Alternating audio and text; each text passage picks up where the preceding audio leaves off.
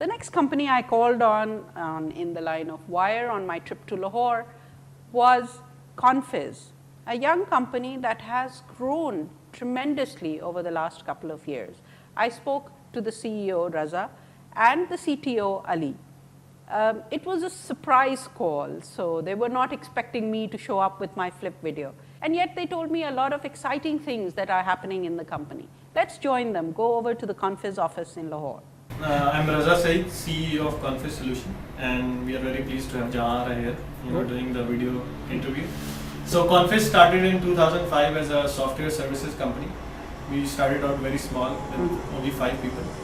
Right now we have about 50 people, and a lot of our work is still services based, but apart from that, we have launched some successful product lines that are starting to bring revenue and looks to be very interesting, So why don't you tell me about some of these products?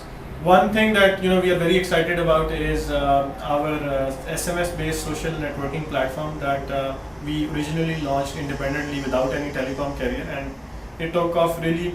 It was very promising, but we realized that we needed some telco support in order to scale and grow bigger. So we rebranded it with Uphone as Uphone SMS Buddies. Okay. Originally it was called Mango Party. It was a very fun, loving name because mangoes are very yummy, and so it was our product. Okay. So we rebranded it with Uphone, and it's called Uphone SMS Buddies. It has grown rapidly it was launched in October, and right now we are doing more than 2 million SMS per month on that product. Wow.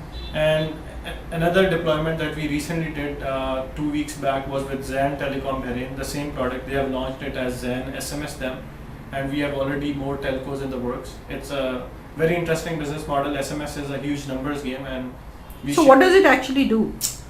The platform is basically social networking over mobile, and since most of the world, in this part of the world, most of the people are still on mobile without access to internet, and SMS is the biggest medium in this part. But there aren't any social networks over SMS, so people want to stay up to date on their friends, and they also want to do group messaging or send up shouts to their friends. So that the product has these kind of features where they can create groups with their friends and chat with them, or they can enter random chat rooms and make new friends, or they can add people to their friend list and keep them up to date, just like some part of Twitter where you can send updates and it goes out to all your friends. Okay. So now, is this all in English or can it be localized? It can be localized, and for Zen, we did localize it in Arabic as well, so it handles all the Arabic characters as well. So as we move into new territories, we will be able to handle all the different languages. And SMS being a big medium in Pacific Asia, this part of Asia and Middle East, we are really looking forward to launching with more carriers, and the business model is very simple. We share revenue with telcos. The more we bring You preempted me. That was going to be my next question. So we have launched this. We have spinned it off into a new subsidiary called Simobo. Okay. That is going to basically, this is one of the product that subsidiary has. The other one is that it's a Facebook SMS Connect, which basically lets people receive their Facebook notifications over SMS. Okay. Facebook does offer this feature officially, but since it's only available in USA and Canada, so all the other people who do not have Blackberries, which means they receive their notifications instantly, all the people are left out with going back, checking on their mobile again and again to see those who are Facebook addicts, and there are a lot of people. So what we have done is we have made a Facebook application that integrates with our telecom partners, and by doing that, people can receive their Facebook notifications through SMS. So whenever you receive a wall comment, message, or poke, or a group invite, or event invite, or friend request, you instantly get an SMS on your mobile phone. God, the amount of noise. Okay, but tell me, are there any settings in this where you can sort of filter out or choose to filter out some of this? Yeah. Okay. You can definitely choose which notifications you would like to receive. Okay. So these are the 2 product lines that this subsidiary, which is wholly owned by Confiz. Okay. So this is already bringing us revenue, and a lot of telcos are interested in our products, and we are pursuing those opportunities. So hopefully that will become a big entity chunk of what you do. Yeah. So tell me, has this now excited you enough to go into developing more products rather than pursuing just the service side of the business? We are at the point where we are separating both businesses into its independent entities, and we have Ali who is going to lead.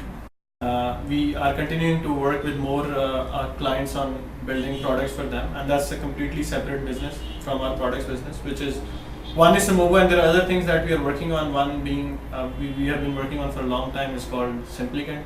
Okay. It's a software hosted solution applicant tracking system for small to medium sized companies. Okay. We have a decent number of clients on that as well, but we have not really aggressively marketed since it's mostly focused on Canada, US and Europe. So we really haven't really aggressively focused on marketing, but still we are getting a lot of customer sign-ups every week, and it's a focus on small to medium sized businesses. Okay. But with the market being in the downturn and most people interested in firing rather than hiring, so this is something that's is growing but slowly. Okay. Now tell me a little bit about when Confiz started, and are there any challenges that you faced? How have you overcome them? Very briefly, so that some other people who might be watching who are starting businesses now can learn from that. Confiz started in 2005, and I think the most important thing is to build a great team. You can't do it alone. One should always realize their weaknesses, and they should always take on people with those strengths. And I think we have been very fortunate that we have been always able to hire really smart people, and that's what we always try. Even now, that rather than hiring anybody, we make sure that even if we hire slowly, we should hire only the best people. So it's very important to build a great team in order to build a great company. Yeah, we try to hire individuals who are smarter than us. This is Ali. Okay, so you're not scared, like there are other entrepreneurs that I've met who say that not entrepreneurs, large companies managers who don't want to teach young people that they hire what they know, because they feel if they become smart enough, then these people will be replaced. Right. It's really a matter of being confident on your own abilities. So I think, mashallah, we are all fairly confident on our abilities, but we are all so humble from a perspective that we understand that we can't do everything. So we try to hire individuals who, essentially the best individuals that we can get our hands on or have connected with, and some of them are smarter than us, but and some of them may have certain ideas that we don't, but the whole goal being that we create an environment here that they're able to flourish, and as an organization we're able to take advantage of that. So we've had certain individuals who we've given complete responsibility for managing different products, and sometimes they've even been fresh graduates. We've been able to determine their skill sets, and if we feel and they have the confidence of leading such initiatives, we give them the responsibilities, and we let them take whichever initiative they're assigned to its natural completion, and we've been very successful at it. And I guess during at least the interview process and generally the environment that we're trying to build there is that we try to hire the best individuals. We ensure that the environment here is such that they're able to reach their own peaks, and the environment here is extremely productive. And say from a services perspective, our cost may be 1/2 or 1/3 the cost of an equivalent developer in the US, but we would never want to be perceived as having 1/2 or 1/3 the productivity of an American or the quality. Yeah, that's right. Or the quality.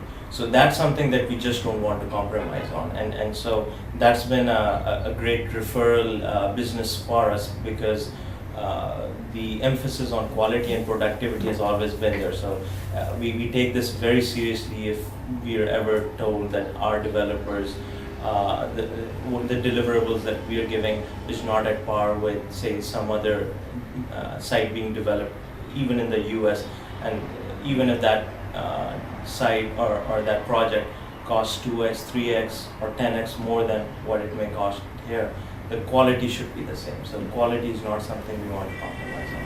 Okay, terrific. That's brilliant. You want to ask a question? No, Imran, all the right questions. Okay. So how do you see the next 1 year with people seeing a lot of challenges and I mean, a lot of your business is in the international markets. So how, any sense of where things might be 6 months from now in terms of services business and how it might affect you? Worldwide, everybody is getting affected by the downturn, and so would we be, maybe in the services business. But since we work with small to medium-sized companies, US, and we believe that since a lot of companies would be looking to cut costs, so offshoring might be on the rise, and those people who have good repute and who have delivered successful projects will be able to secure more projects. And there will be customers going down, but we are very hopeful that we'll get more new customers. And secondly, our product revenue is ramping up quickly as well. So we should be we are in a very good position to go through this downturn with successfully and emerge as a much bigger player than before. Terrific. Thank you very much, guys. It was great to be here and meet both of you, and we'll follow this up with another visit in say 6 months from now to see where you've got to. And it's great. It's great to see that your business has flourished so much, and you're still hopeful that this year, despite the challenges, it's going to continue to grow.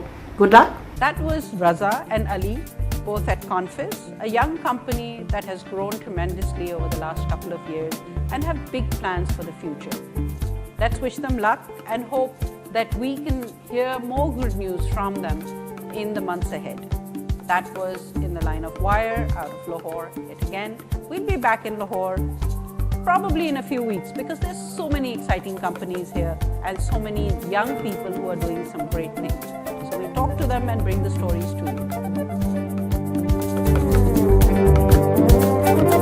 you.